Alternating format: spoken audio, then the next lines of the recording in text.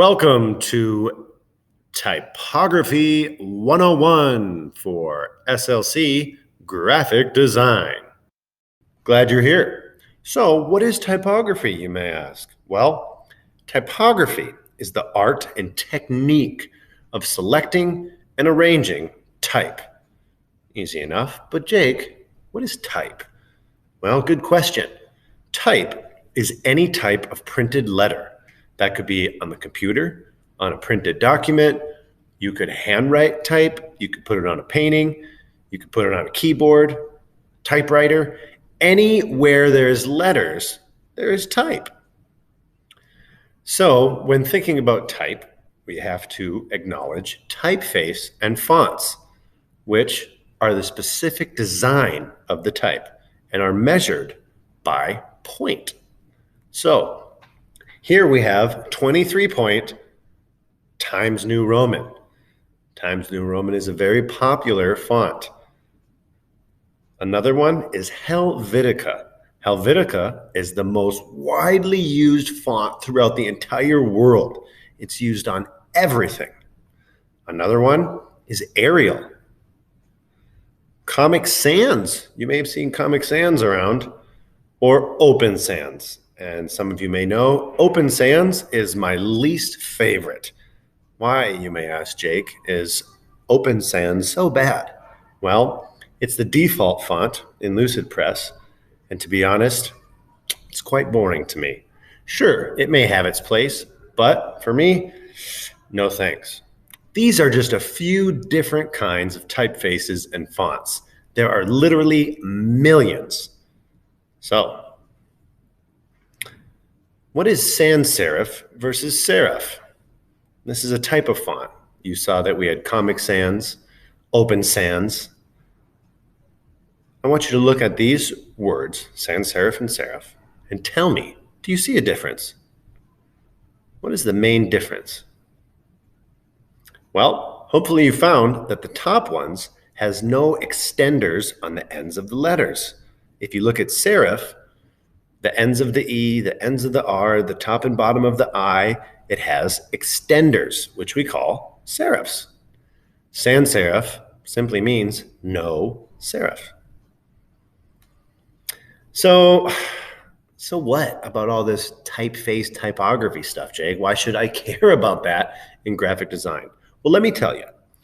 Type is about much more than just making something readable. We're not just making something for you to read. Type helps deliver and clarify a message to an audience. We have an audience that we are targeting with every design we make, and we need to choose the right typography to deliver that message effectively and clearly. So let's dive a little deeper. A poor chosen font can take away from a design. Here we see circus in two different ways. Let's pretend for a second that I'm making a poster for a circus. I have two options. I could pick the top option or the bottom option. Which would you pick? Well, for me, I'd pick the top. Sure, I can read both, but the top, it exhibits all of the feelings you get when you're at the circus. It embodies the environment that a circus has and really looks like it's straight from a circus. Where the bottom one, it simply just says circus. Let's look at another example. Let's pretend I'm making a program for a funeral. Funerals are a sad thing and not a time to be goofy. So when I look at these two fonts, I have one that looks like it's from some sort of horror movie and one that's a little more formal. Which one would you choose?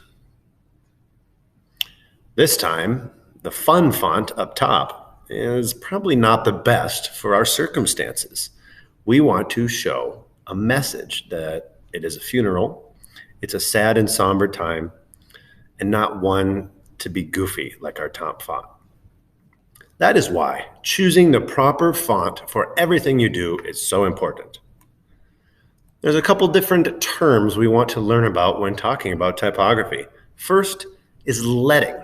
Now, this is the space between the lines of text.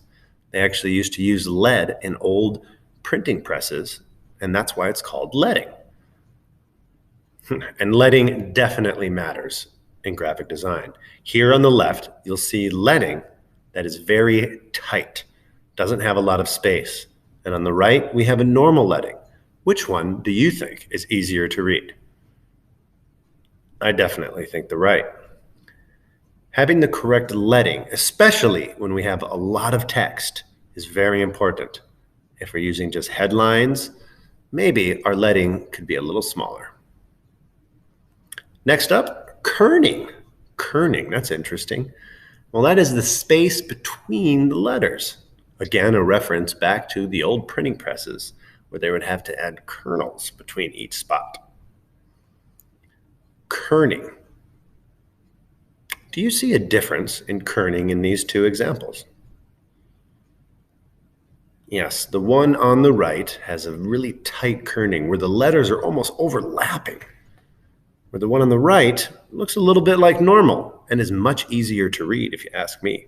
Kerning helps with readability, again, especially when we have a lot of type. But sometimes it can portray a message when we have tight or loose kerning in a headline. Next up is hierarchy. Hierarchy. What is this, Game of Thrones, Jake? Not quite.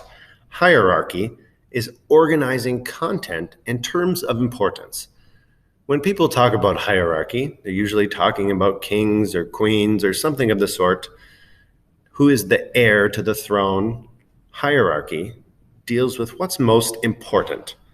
And in graphic design, hierarchy is very important. So what do I mean by hierarchy? Well, let's take a look. Here's an example or two. I'm making a poster for a trick-or-treat night at Schoolcraft. And if I just kind of throw my text all over the place, do I effectively communicate my message? Well, the most important part should be, what is it? And when I look at this design, I can't really tell. Is it 11 to 4? What's 11 to 4? I don't know.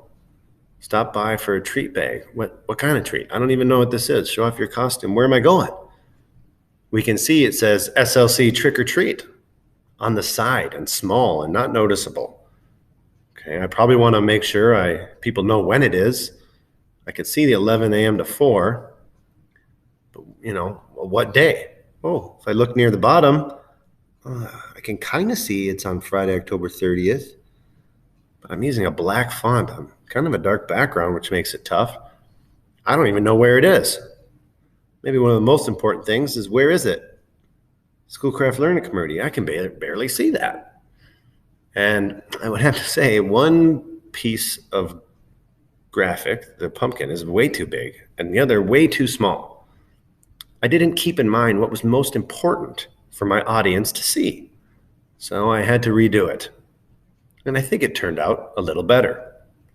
I chose a font that I thought captured the spirit of Halloween and put the most important thing, the biggest and on top, SLC Trick or Treat. Then the next most important information for my audience was when and where. It's Friday, October 30th, 11 to 4 at Schoolcraft Learning Community, which is at the bottom and big and visible. Then we can add in the details, such as the graphics at an appropriate size, and stop by for a treat bag and show off your costume as supporting data. So if we don't think what's most important for our audience to see, we can have very ineffective graphic design. That is why hierarchy is so important. Let's go over just a couple do's and don'ts of typography before we finish up today. First, bad typography can make it so words are not even readable. Here we see some green text over a teal background. I don't know about you, but I'm getting a little sick just trying to read that. Not quite working out. But the one to the right, black against white, is much more readable. So the color of your background and the color of your type is very important. You may see a lot of decorative fonts or typefaces out there, and they can be fun and good in the right spot. But look what happens when we try to use a decorative type for a bunch of body copy or text on the right. It's pretty hard to read, and it just doesn't quite look right. But on the left, where we use it as a headline, and then body copy is readable text, it's much more effective. So using decorative type can be good, sparingly. Now here's a paragraph that I don't even know what to think about. This is too many fonts. TOO. Oh well. If we use too many fonts, it's distracting and we can't focus on the message. I mean, I can't even start to read this because it's so distracting. We want to make sure in our design we're not using too many fonts. We want unity, just like we would in a painting. Lastly, distractions. Typeface, fonts, typography, words are important in your graphic design. But if we're not considering what's around them, they're almost impossible to read. If we look to the left, we have a picture in the background with type on top of it, which makes it very hard to read because they are similar. And we have an image of this astronaut just right underneath. And it makes it pretty hard to read. With just a few simple steps and thinking about typography and layout, we can change it around to make it look like an effective design. We make our picture bigger so it's behind everything. We turn down the opacity, which is how much you can see it. Then we move our astronaut over to the side and we make the type go around it. Now we have much more readable type and not a big distraction. I can't say this enough, but what is behind your type and around your type is very important in typography. As we move on past typography, we're going to start to look at some concert posters, because nowhere do we see more the use of typography than in concert posters. In concert posters, the designer needs to send a message to the audience, not only of who's playing, when and where, but what type of music, what type of mood do they embody? You can tell that the Metallica poster over on the right, if you didn't know who Metallica was, you probably wouldn't say that it is a orchestra or soft rock. I think if we look at it, we can tell it's going to be some heavy rock. And if we look at the one in the middle, I'm assuming it's not going to be heavy metal or dubstep music because, first of all, it says jazz and it's very classy. It uses fonts and images that are classy. Lastly, David Bowie. Very simple.